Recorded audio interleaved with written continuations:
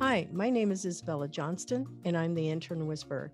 And today's tip of the week is about the predictions about the pace technology is advancing. The technology industry is expected to exceed $5.3 trillion in 2022. So, how is that impacting job growth and opportunities? Well, for starters, 89.7% of big data has been generated within the last 2 years. COVID, people. That is where more data than ever has been being accumulated.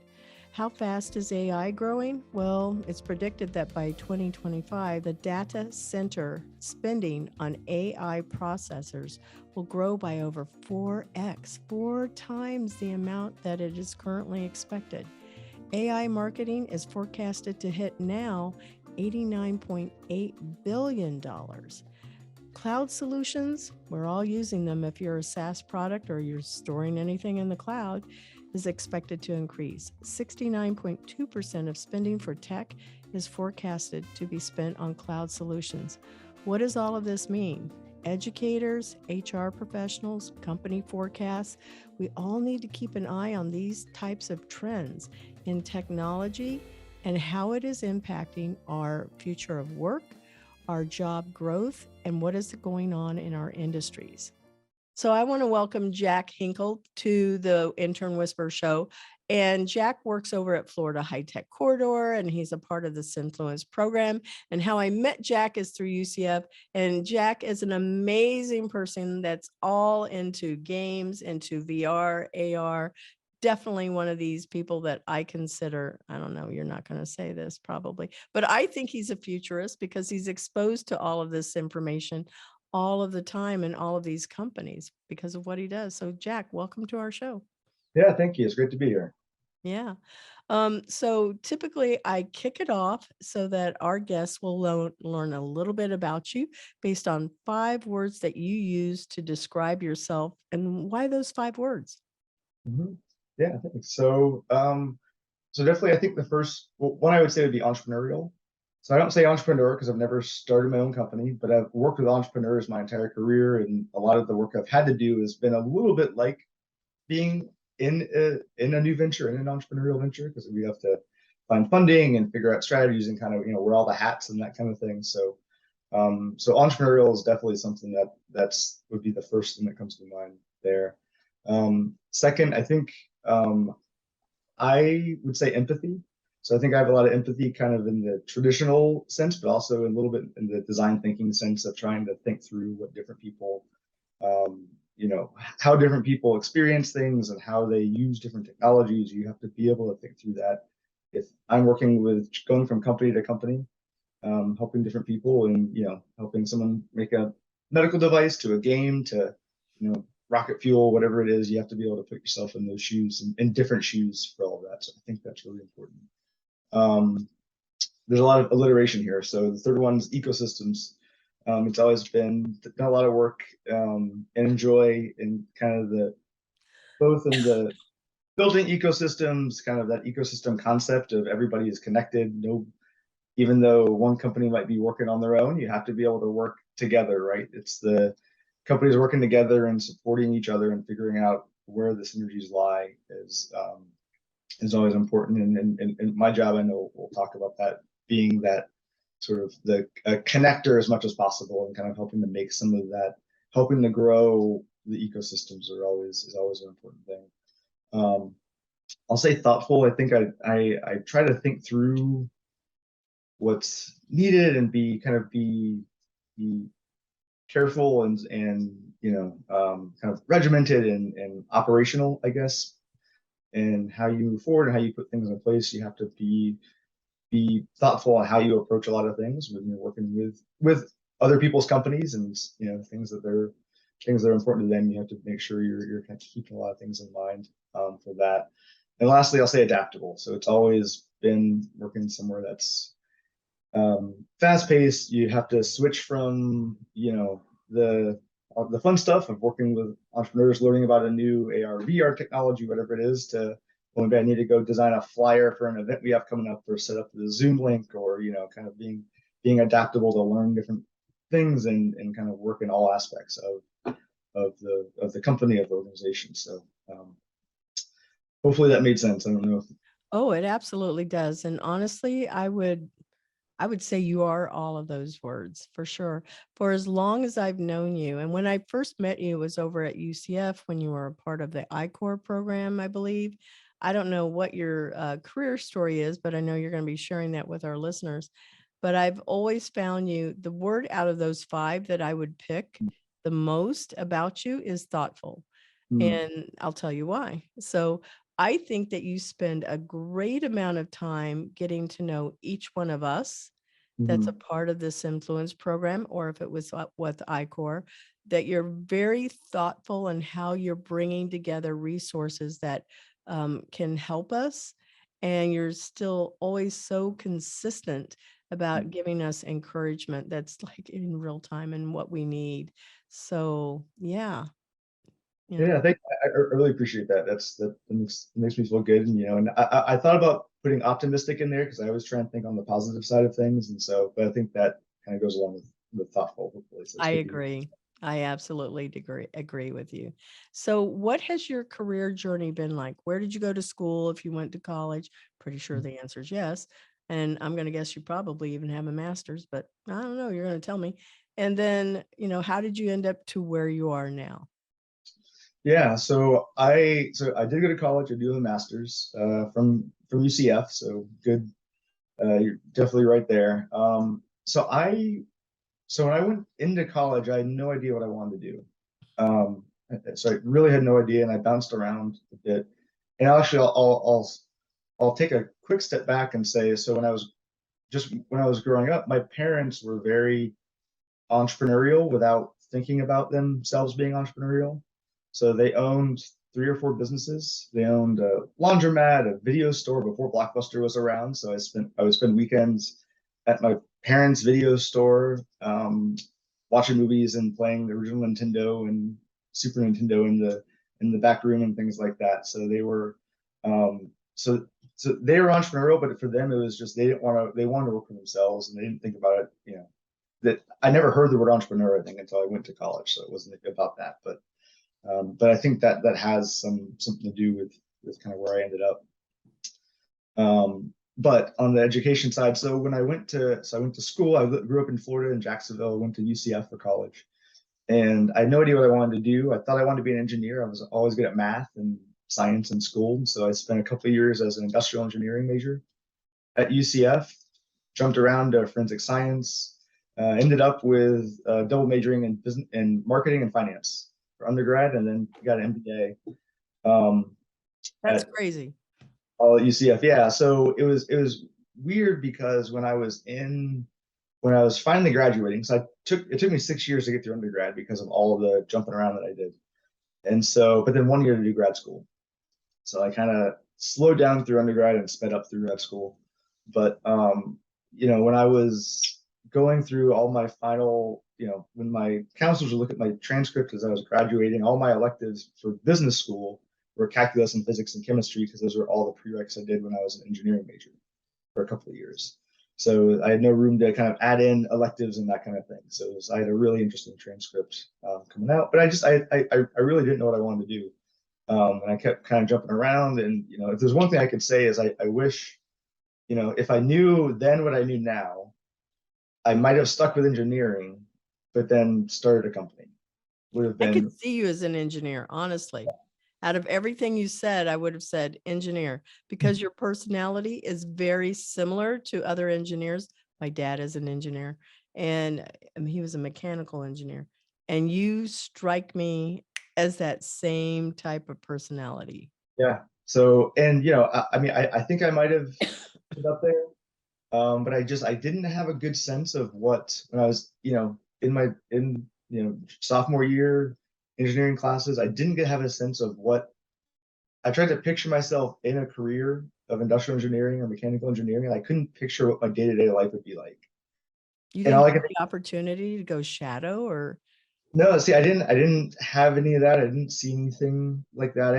I didn't seek it out as much as I probably should have, but I never felt a good connection. I just, my vision in my head was I'm going to sit in the lab and do calculations all day, and that wasn't quite interesting to me. But knowing what I know now, entrepreneurial, starting a company, I probably would have ended up there. But your parents were entrepreneurs. Yeah, a little bit, but they were very, but not in the technology sense. So franchise type, right? Yeah. It was franchise type, and it was just more of I don't want to work for someone else, but it wasn't about new technologies, even though in some cases it was, because they actually owned a little back when you had to get film developed, they had a little kiosk in a strip mall where they would develop film, and so we had a bunch of cameras around the house at the point. My dad would fix up cameras and stuff like that, but it was all. But he's not an engineer. My parents didn't. My mom graduated from college. My dad didn't. But anyway, so are you an only child? I am an only child. Yeah. Okay, so there's a lot of dots that are connecting inside of my head. So it also kind of explains, because you're describing a life where you were with your parents a lot. So I'm going, okay, there must not have been a sibling there. And then, your parents you get exposed to a lot of different industries, not necessarily career paths, but industries and the products that they may have provided or services. So yours were more product focused, it sounds like. And, it sounds as if, because it wasn't traditional entrepreneurship, more of a franchise, a cookie cutter type of an experience. But you had it, and it's what you've circled back to. But being an advisor and many times a mentor and just somebody that gets us on the right path, you're like Yoda. That's a pretty good compliment. Well, I mean, yeah. So the way I think about it, the way I've talked about kind of where I've ended up is sort of the business of technology, which makes sense. I think to me, where my interest, where I started school, and kind of where I'm at now is sort of the business side of technology and kind of winding through all that, because it was after school I worked at UCF working with faculty who were spinning companies out or spinning technologies out into companies, and then working with companies in the ecosystem and being a little bit of an entrepreneur and bringing new programs to the university and finding funding for it, doing some of the same stuff now at the corridor. So it's like you have a safety net, because you get exposed to all of the pain, the joy, the tears, we'll say joy, because we got to balance it with pains and tears. But my goodness, you can live vicariously through the things that everybody's doing and end up being a part of it.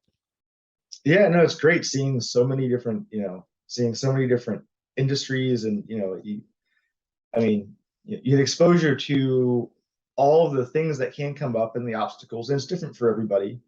It's still different from doing it, from the entrepreneur, they're the ones living it and doing it. I'm kind of, like you said, living vicariously. I'm kind of sitting on the edge, rooting for them, being a cheerleader, and trying to help work through the obstacles as best as possible. So it is a great, it has some great advantages, but then so entrepreneurs are so optimistic, and you have to be, right. You have to push through all that, everything. Everybody has that point or those points where you're not sure if it's going to work out, and you're down, and so you come to groups like ours to help kind of get through that part. But so like we're always kind of the yin to the yang of who the entrepreneurs are. When you're really, you have to think this is going to change the world, and it's a big part of our job is saying yes, but have you thought about X, Y, and Z? So it's trying to help uncover some of those things that the entrepreneurs might not be top of mind, to make sure they're thinking about it so they can overcome it when it gets there. And part of that mindset, I think, leads me to, like, if I have plenty of ideas to start companies over the years, and it's one of those things that my focus tends to go towards, okay, what are those obstacles to overcome? And then it's not always I'm going to change the world part. It's because I'm in the sense of trying to pull back not pull back, but be a little bit realistic for entrepreneurs, and you kind of have to, learn to modulate that with who you work with. Have you been, without naming any names of companies or whatever, have you been a part of any of these companies, like Did anybody give you equity or have you as a part of the board of advisors, or say, yes, we want to pay you? Yeah, no, I mean, so there have been companies that have where they will come in and we'll help them and they'll say, I won't, we would want to give you equity, but I've never taken equity in any of the companies that we work with. 'Cause it's always part of the programs where we don't, like our mission is not to, whether it was at UCF, a corridor, is not to take equity, right? Because then you kind of, when you're acting as part of the company, then you're more of an investor and less of an advisor. Right. So with a little bit of a different mentality, and it's just not, and for legal reasons, like it's very complicated, Yeah, particularly it's a conflict of interest. yeah, there's a ton of conflict of interest there. And, I mean, we did explore, there are university programs that will take equity to support, to do the coaching for companies and for spin-offs in the role that we had. Mm-hmm. We explored that at different times, but it's just, you have to have a university. This is nothing against UCF. I think it's really rare when this happens, but you have to have the right kind of risk mentality for a university to be able to deal with the conflict of interest and all of that. And that's not something that, many universities or many groups like that will want to deal with. And it can lead to some tricky things when you're coaching a company. Mm-hmm. I agree. Is So, the UCF I-Corps still around? I believe so, yeah. So it's gone through some iterations because I-Corps at the National Science Foundation level has gone through some changes, but last I looked, yeah, I believe I haven't been involved in a few years, but I believe it's still around. Yeah, they still have cohorts that go through and help companies go through the whole customer discovery process. Yeah, I love that program, and I just want to, make sure that we give it a shout out because, as you said, I-Corps is a part of the National Science Foundation. It came with a small little bit of money, $2,500 when I was in it. And it was a 5-week long program. And it was intense, though. There was a Mhm. book we had to read. I can honestly say I read half. Can't say I read the whole thing.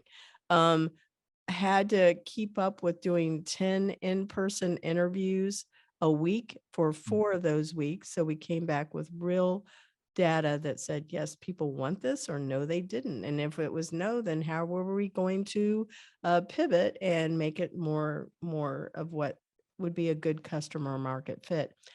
I learned so much from that program. I would tell you it's kind of beat out a lot of the other programs that I was in because it was fast paced. It required that we do customer discovery, even StarterStudio. At the time, we had to go out and do customer discovery as part of the business model canvas, which was similar to what you guys were doing. But it still was harder because the accountability every week of coming back and saying, okay, this was my report for the week was intense. Yeah, no, it's a great mindset to have. It's a great tool to have. And I think, what that program does and what it kind of shows you is if you have to if you get out of your comfort zone a little bit, Mm-hmm. it just forces you to learn, which is what you need to do. Yep, absolutely. Could not agree more. So I love the program. I'm glad to hear that it seems to be around still. And so now you're over here and let's talk about what the Florida High Tech Corridor is and what the Cenfluence program is. So what is Florida High Tech Corridor? So our listeners know. Yeah, so Florida High Tech Corridor, it's an economic development initiative. It's funded through the state of Florida. And so it's basically it started as a partnership with the three major research universities, so UCF, USF, and UF. And so we covered 23 counties, if you think Orlando, Tampa, up to Gainesville, everything in between. And it's really about supporting and growing the technology industry, supporting technology entrepreneurs and sectors within those 23 counties. So there's a lot of ways that we do that. So Cenfluence is one initiative of the corridor, and it was a partnership of the corridor and Orange County government is how it started. And it's really providing direct services and support for some growing and emerging technology clusters within Central Florida. So people think of Central Florida as, tourism and Disney and things like that. There's space, there's simulation and training. And so what Cenfluence did was take some of the resources of the corridor and the kind of the history and the foundation of the corridor to support 4 technology clusters. And so those are energy and environmental sciences, learning sciences, human performance, life sciences, and gaming, entertainment, and esports technologies, and provide some foundational resources to help companies within those 4 clusters grow, connect with other resources, because entrepreneurs tend to be, as they should, heads down, working on the company, trying to build the company, whatever you can do. And so what Cenfluence and what the corridor want to do is sort of be able to be an extra pair of eyes and ears for the companies to help them look for funding opportunities, business opportunities, connections within the region. We want to help be that kind of Switzerland to connect industry and university collaborations. So are there ways we can connect with the research happening at the universities to industry, and then connect people who might not always talk? So are there ways we can use gaming technologies, people doing really good work there, for use in life sciences or in energy, for instance? So are there ways we can help make those connections, because we're trying to take that kind of bigger picture view of what the region needs and what some of those industries need. Mm-hmm. I have really been so grateful for the program, and I'm going to give a shout out to Paul and to Amy, and they've all said yes to being on the show at some point. I'm going to see if I can squeeze Paul into this year. But what's so great about the program is it's given me a lot of exposure to things that are available globally, nationally, statewide, in our own backyard here.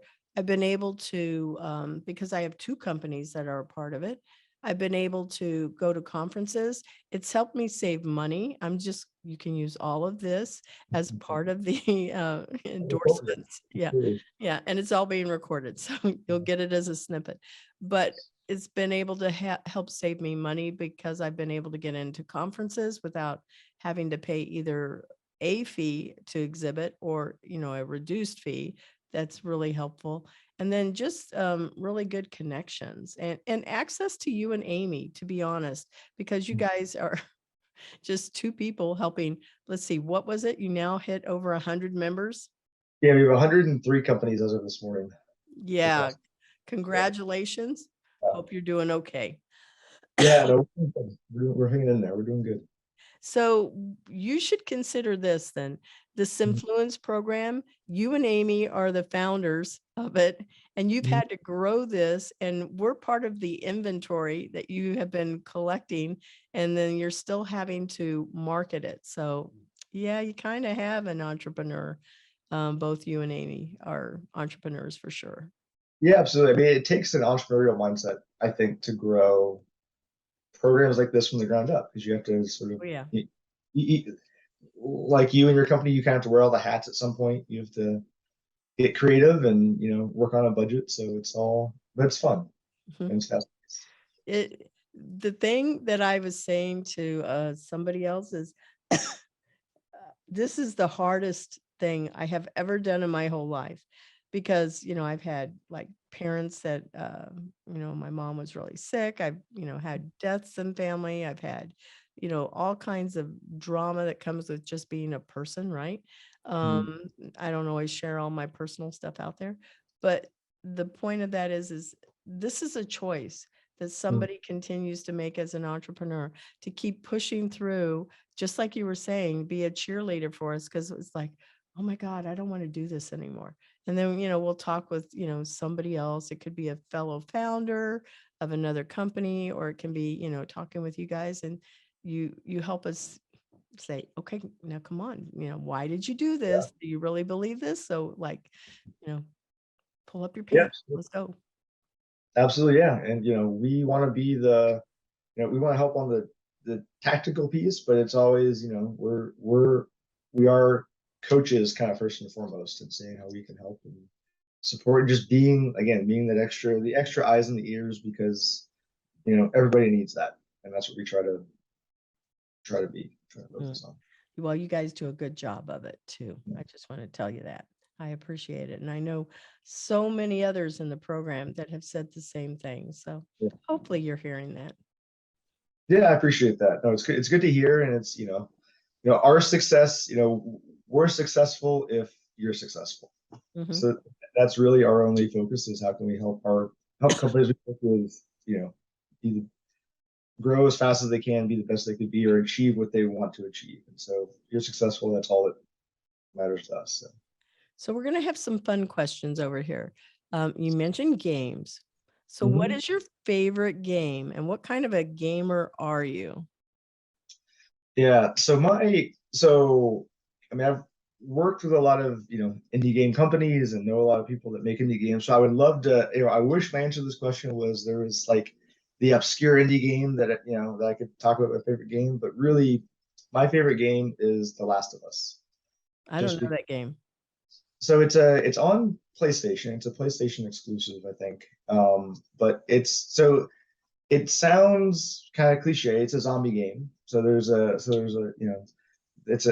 apocalypse. There's a virus that breaks out and that takes over the world. So the game is you getting through this new world 20 years after there's this virus that breaks out. But basically, what's so interesting about it is that, like, I think whether or not you're playing the game or if someone was just watching you play it, the story is so engaging that you could watch the game and be just as engaged as if you're playing it.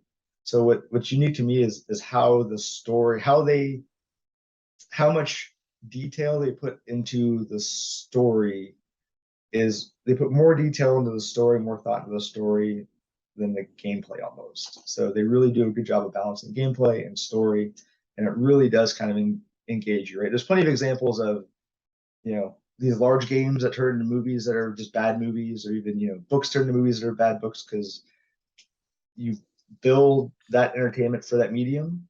Whereas this game, I feel like they're making it into a TV series, but I feel like they built it just to be entertainment and not just as a game, if that makes sense. I don't know. It's just a really engaging story, gameplay, and everything. That's my favorite series. There's a part one and part two. What's the name of it again? The Last of Us. So it's a first person kind of action game.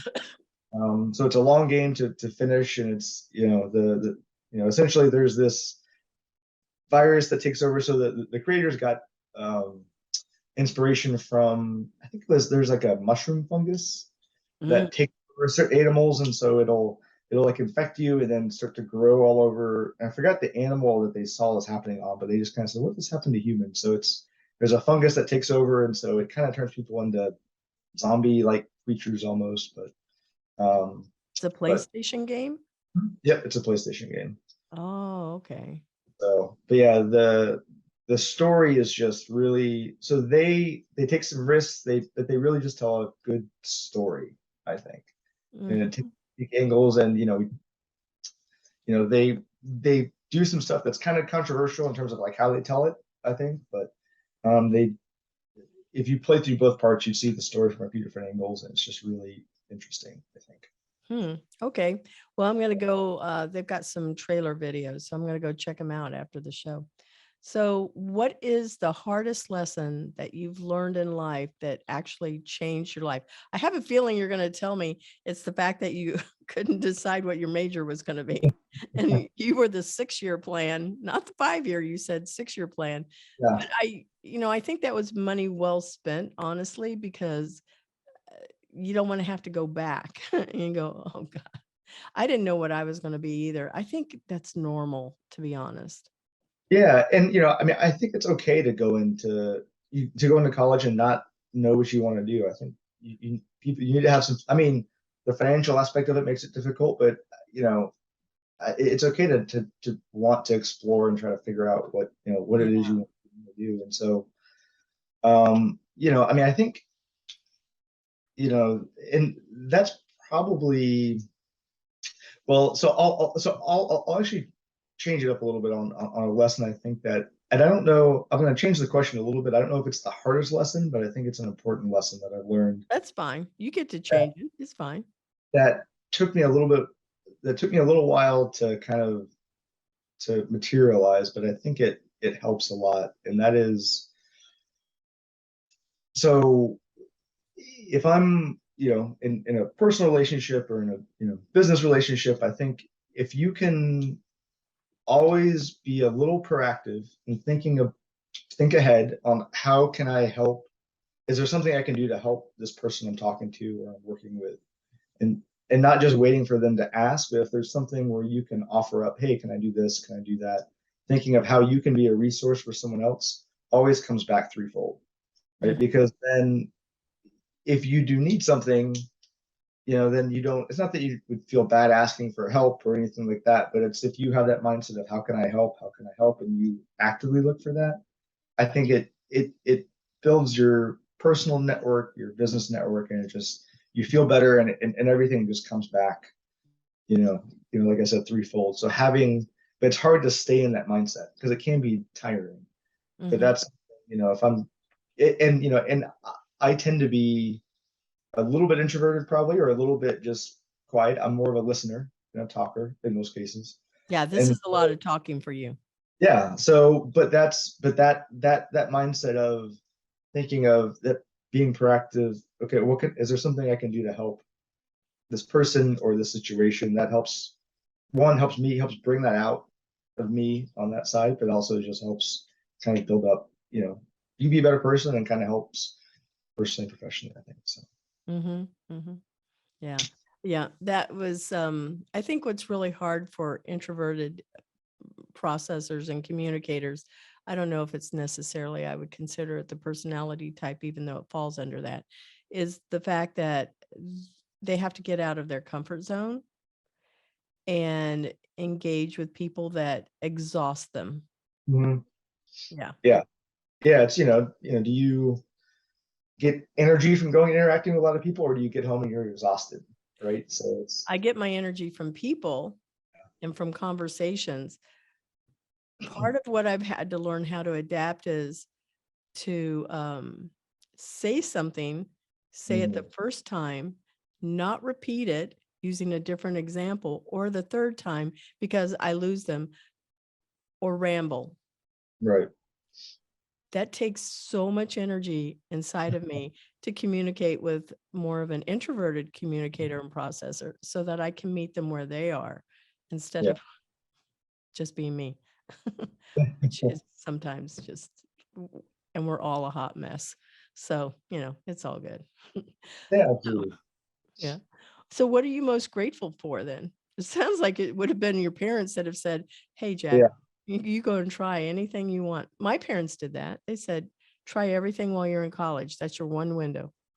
Yeah, no, I mean, and I mean, that's exactly my answer is I'm grateful for, my parents and kind of the family I grew up in. I mean, I had great role models in my parents. They're very hardworking, down to earth, but they're always honest with me. I mean, I think, they were just because I saw them working so hard and kind of struggle through a lot of the companies they had to start and kind of deal with that. I think that, that left a lot to me. My parents were very different people. They had different personalities, and I think I pulled from each of them a little bit and kind of learned from them. But I think having them as a, role model as I grew up meant a lot. Because I think you can. Some people are surprised when they hear I'm an only child, just because I think only children can kind of go a couple different ways, and I'm pretty independent, so I think that's a good thing, and I get that from my parents. Mm-hmm, mm-hmm. I'm curious, I've never met your wife. Is she an introverted processor or in communicator? Is she more like you, or is she polar opposite? No, she's not a polar opposite. I think we're fairly similar. But she had a larger family than I did, so she had 3 siblings, and so yeah, I mean we're more alike than we are opposites. Gotcha. Anyway, well, we're going to take a moment and acknowledge our sponsor, Cat 5 Studios, and we'll be right back. The Intern Whisperer is brought to you by Cat 5 Studios, who help you create games and videos for your training and marketing needs that are out of this world. Visit Cat 5 Studios for more information to learn how Cat 5 Studios can help your business. Thank you, Cat 5 Studios. And we're back to the second half of our show, and our guest is Jack Henkel, and we're talking about the future of jobs and industries in 2030. One of the best things I think about your job, I said this to also Brian Cornfield with Synapse, Florida. I said, you get exposed to everything. So you can see what entrepreneurs are thinking about. And okay, what's the coolest thing you've seen so far out of these 103 companies that are a part of Cenfluence? Oh man, what's the coolest thing? What? So I'm gonna be a little disappointing. So it's hard for me to pinpoint one thing. So okay, so one of the coolest things is just seeing how when you get really. So I'm not gonna get. There's not one specific example, but when you get really smart people together that build technologies, it's really awesome to see how they can just go off in a million directions I never would have thought about. Mm-hmm. Right? Like when you get people together who do simulation and training with life sciences, like for the some of the game jams, seeing what people come up with is just amazing and really fascinating. And so, I mean, throughout the years, we've just seeing how creative people can be. I mean, so okay, so some of the coolest stuff is really seeing how, from my years at UCF to now, even like 3D printing has how far that's come. Now I think that's right. You see like Limitless at UCF is doing some really fascinating stuff. We have a couple companies that are combining 3D printing with sort of augmented reality or digitalizing like MRIs and X-ray scans for do surgical planning.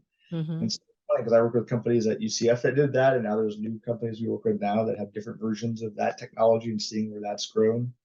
And so, I mean, I think, a lot of these technologies have there's more of a potential for personalization, whether it's personalized medicine, personalized entertainment, personalized meeting the personal preferences or needs of individuals or smaller and smaller groups is really gonna change a lot of the way we do things, I think. Mm-hmm. Some of the things I like to scroll through, like World Economic Forum, and then also just, cool stuff. I think that's what it's called. And I've seen some things that are balls of water. So they're transportable, and they're in the thinnest bit of film, but you pop it in your mouth and it's like a little glass of water. And then I saw this because the movement is to get away from plastic. And there's somebody that just said, these are cool because it's like everyday stuff and it makes so much sense. They have, instead of having those pods and plastic containers for doing your laundry, they have like a dryer sheet, but it's got the right amount of cleaning solution in it, and you wash your clothes. And then they've got pellets of toothpaste, so you can get away from having, whatever. And then in the grocery store at, not the grocery store, at Target, they were selling deodorant in paper containers that's recycled. I sit here and I think, why aren't we all doing these things? Why is it that is not the norm when we have all of this stuff that's going to, the trash industry and taking up our land and consuming our waters and polluting our air? And I just sit here and I go, those are the things we need. Maybe it's not everything do we need flying cars? Those are cool, but how about if we just take care of the planet? Those are the things I look for. Absolutely. Yeah. I mean, it's the practical stuff that can change your day-to-day life that is really and change the world. Yeah, absolutely. Because it's those small things that can make big changes that really, I mean, especially, you look at we're here in Florida, we just, you have hurricanes that can come and impact big parts of the coastline. And so it's how can you prevent, maybe there are small things like how do you get, like you said, water to some of those places, or how can we have battery? It's not a small thing, but like energy storage, right? Are there ways we can get smaller and smaller batteries that are more efficient to just hold more energy to help power us when we have to go off grid for longer periods of time? One of the great things that happened because of COVID is it shut down the transportation industry. planes weren't flying. There wasn't as much traffic on the roads, not as much traffic even on the waterways. And it made an effect that helped make like the rainforest begin to go, oh, we could see that there could be a restoration.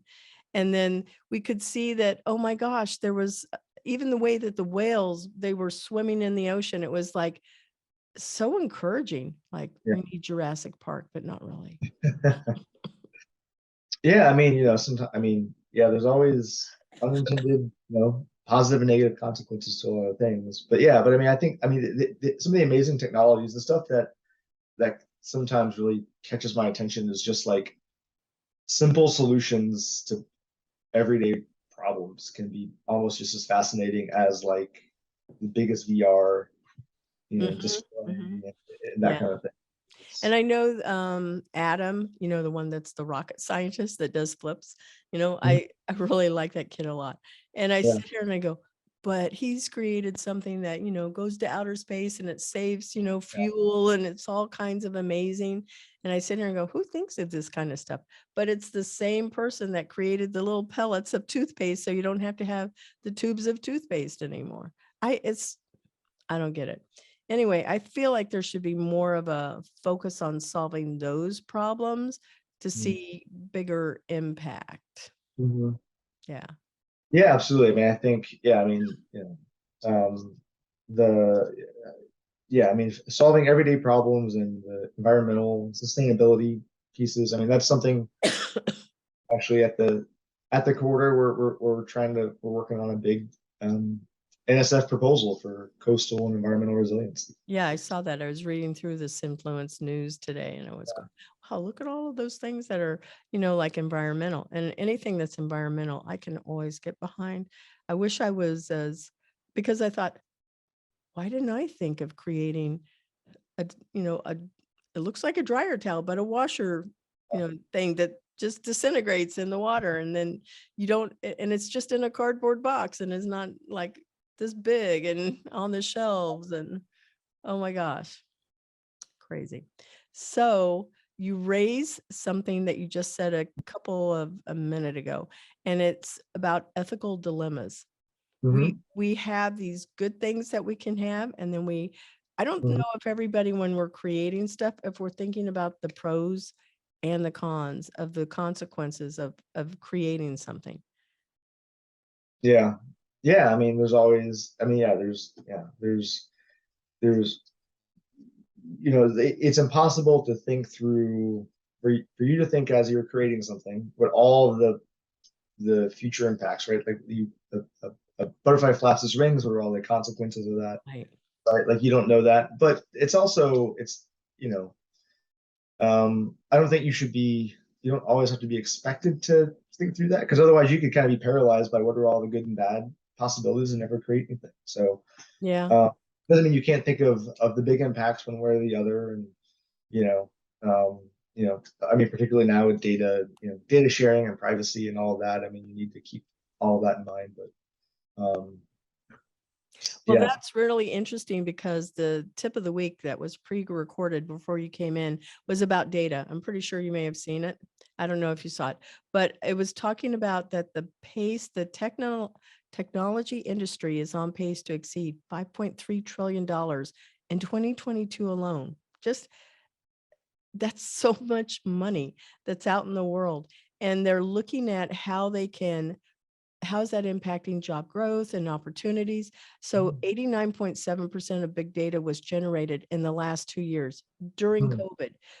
And it has to be so much because so many people were working online.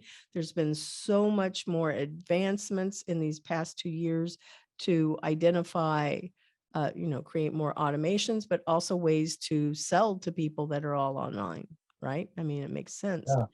And so by 2025, the data center spending for AI processors is expected to go 4x. And I went, that's crazy. That is just, and is anybody thinking, so that makes it 89.8 billion. It's forecasted to hit that, but we're at there's a little bit something wrong with that, because it's saying 5.3 trillion in 2022 and then 89.8 billion, which is, opposite.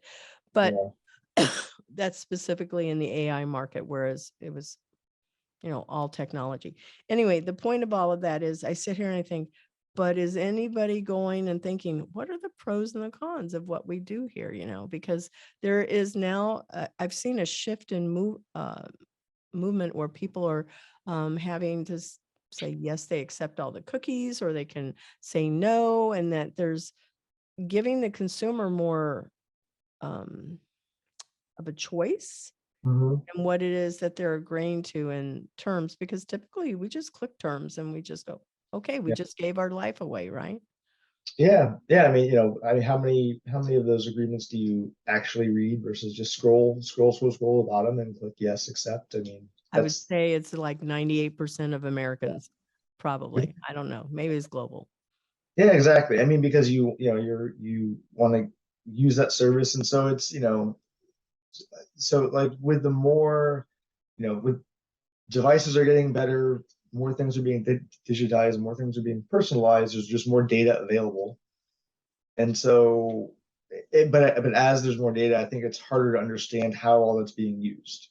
Right, when it was just some search engines, and you would understand, they would Google kind of knew what you searched, and they would serve up ads to you based on that. But now there's probably I mean, there's services out there where you can go through and see how many cookies are attached to your computer, and seeing what kind of data you're sharing from your phone and all this kind of stuff. So we just don't know how all that's being used. So I think being able to understand that would help. I'm not saying that means that it doesn't necessarily scare me that those things are being used. If it makes my life easier, I'm for it. That's good.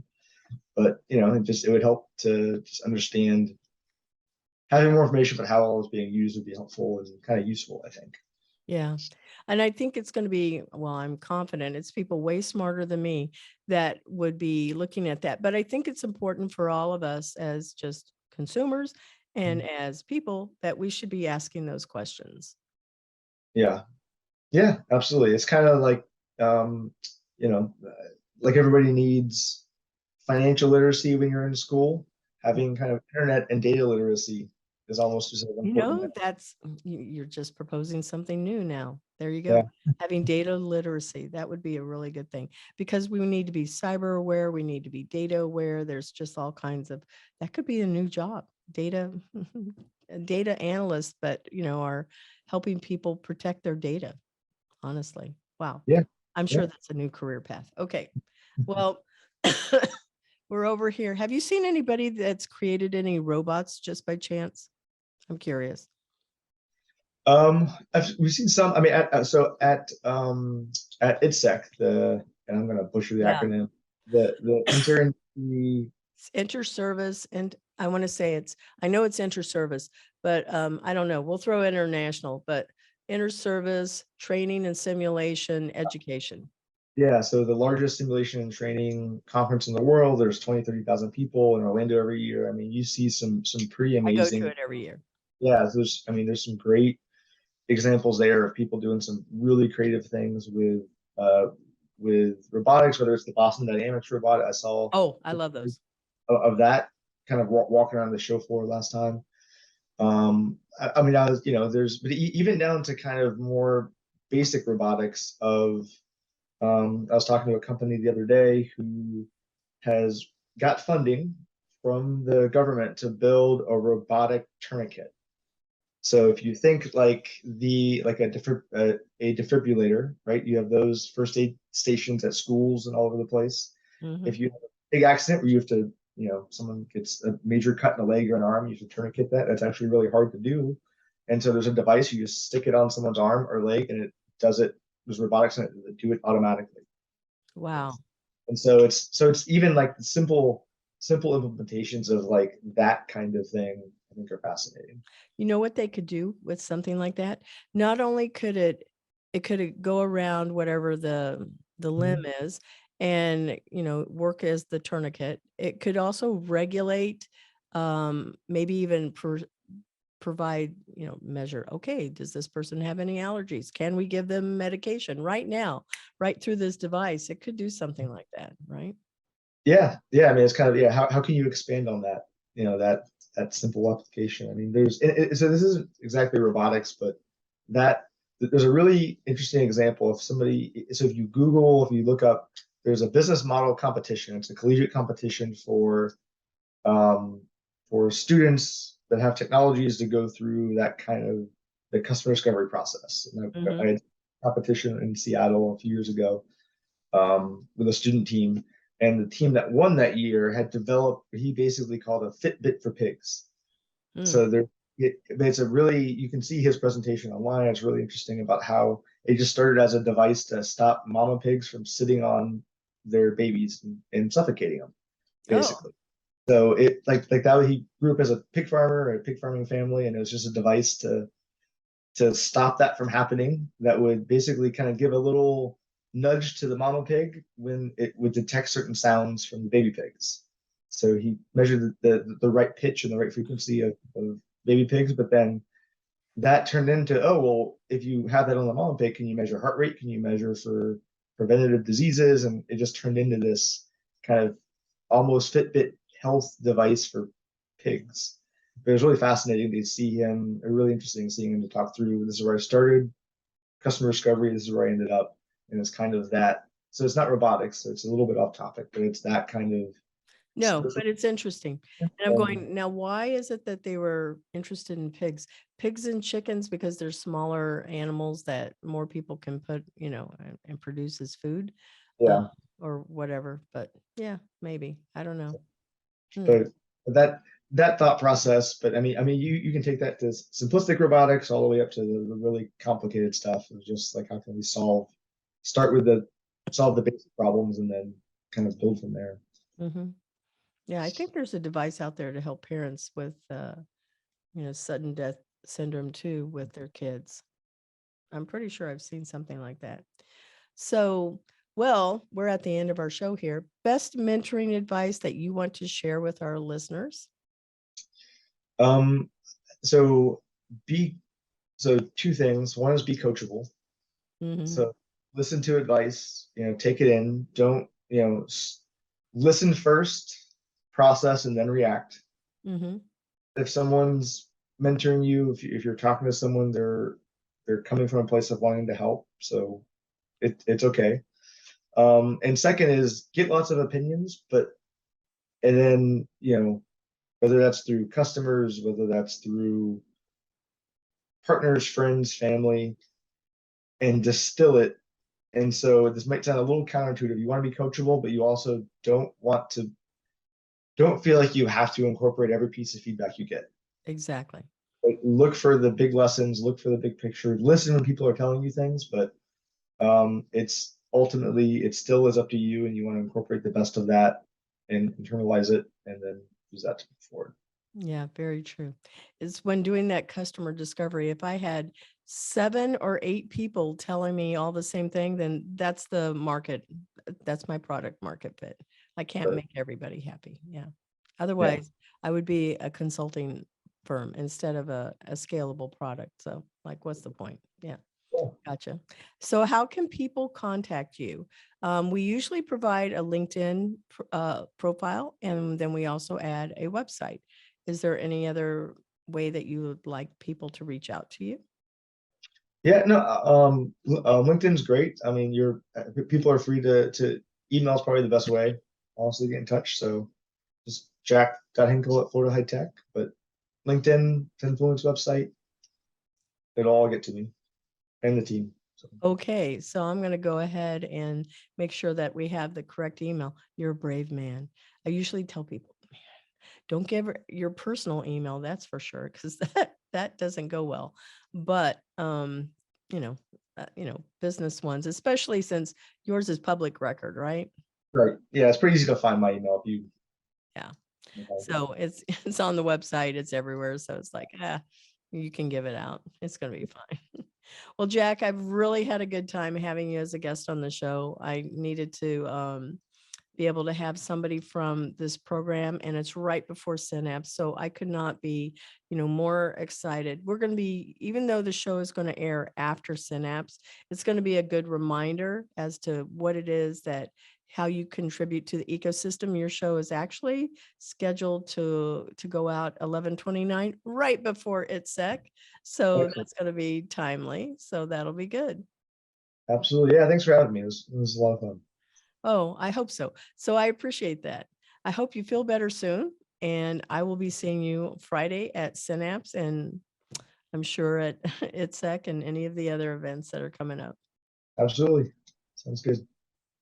We want to thank our sponsor, Cat 5 Studios, and thank our production team, video interns, Josue Gonzalez, Gio Vargas, Dina Burks, and Lester Eccles. Our music is by Sophie Lloyd.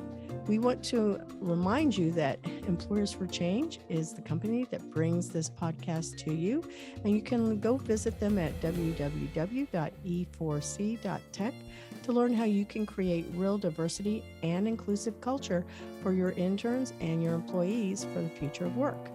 Thank you for supporting the Intern Whisperer by subscribing to our show on Podbean and on your favorite podcast channel.